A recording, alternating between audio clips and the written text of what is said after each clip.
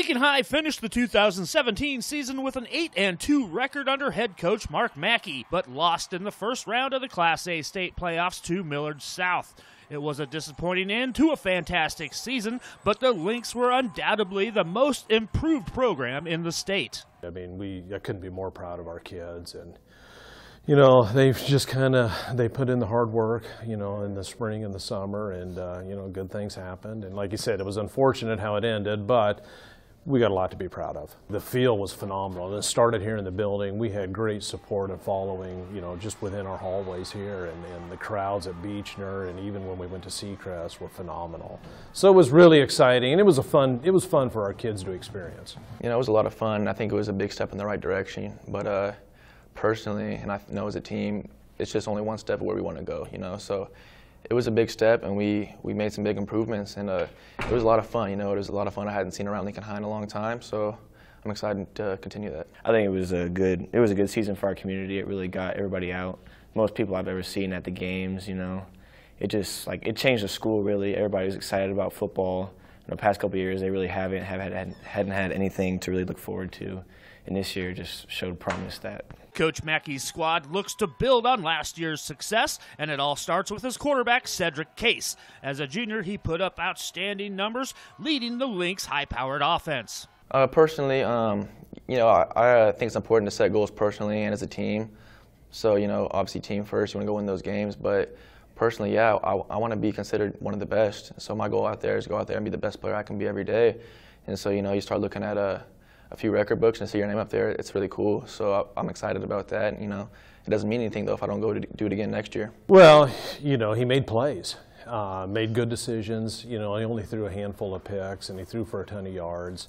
But his decision making was phenomenal, and ultimately it came down to him making plays in crucial situations, and our team fed off of that.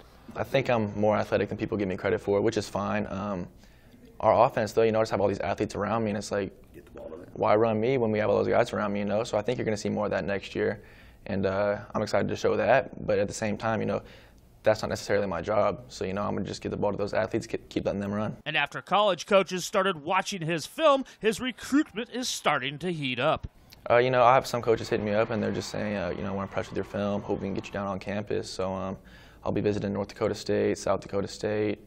I'm going to Iowa State for a practice, and then I'm going to Nebraska as well for a practice, you know. So I'm just excited for the process, you know. I'm just really hoping it picks up soon.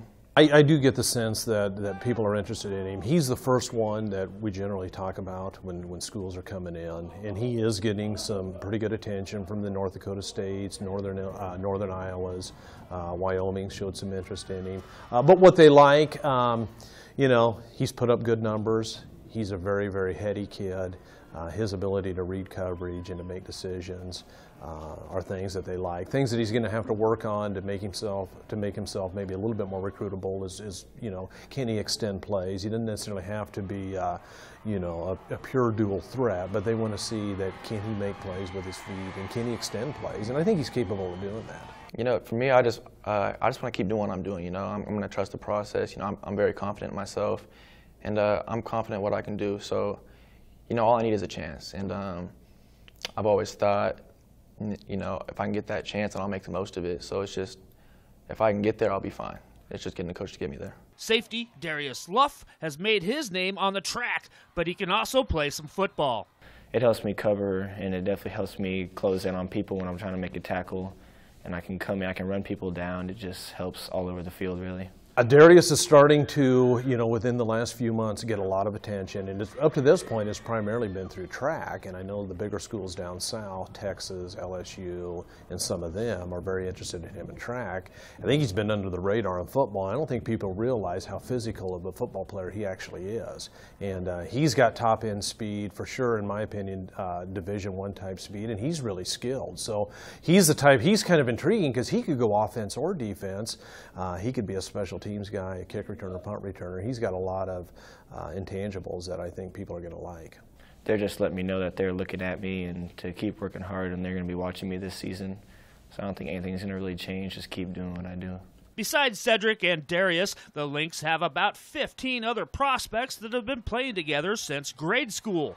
Morgan Perry, John Goodwin, C.J. Jones, Jaden Horton, and Garrett Hoagland, just to name a few. And they are determined to make the Lincoln High family proud again next year. All of these kids are really, really skilled. I mean, they can catch the ball, they can, return kicks, they can defend, they can receive, they can run the ball if we needed to put them in the backfield. So they're very, very versatile. We expect to win, so our sophomore year, we went 5-5, and that was tough, so it was big last year, winning those games, but we know where we want to get to, so. I mean, we expected to come and take over, really. Or we expected to come and be successful. We didn't realize how hard varsity would be compared to how it used to be. But varsity is tough to win games, and we had to learn that the hard way. And I think last season is when we really learned that we had to come together and work hard to get wins. A few years ago, my dad was on the coaching staff, and I attended some games here, and we were going 1-8 those seasons. And you look in the crowd, there's not that excitement, there's not too many people here. I mean, parents, a few students. Fast forward now, it's just like, look how far we've come. And I think about that Miller West game last year. I mean, we had people hanging off the bleachers, people were outlining on the track. I mean, it was just insane to see all the people there, like, watching us. And it's like, we want to be one of those teams that people come to see. We want to be up there with the Omaha Norths and Bellevue West, the Omaha Burks. We want to be one of those schools. And that's why I'm really excited about the schedule this year. We get to go play those schools, we're going to go prove ourselves. And to see the community rally around Lincoln High is just outstanding. I'll be in the community and I'll be wearing a Lincoln High shirt. Oh, you play for Lincoln High? Oh, and then it's just graduated in the class of blah, blah, blah. Huge community. I think Lincoln High is just a family, so it's outstanding.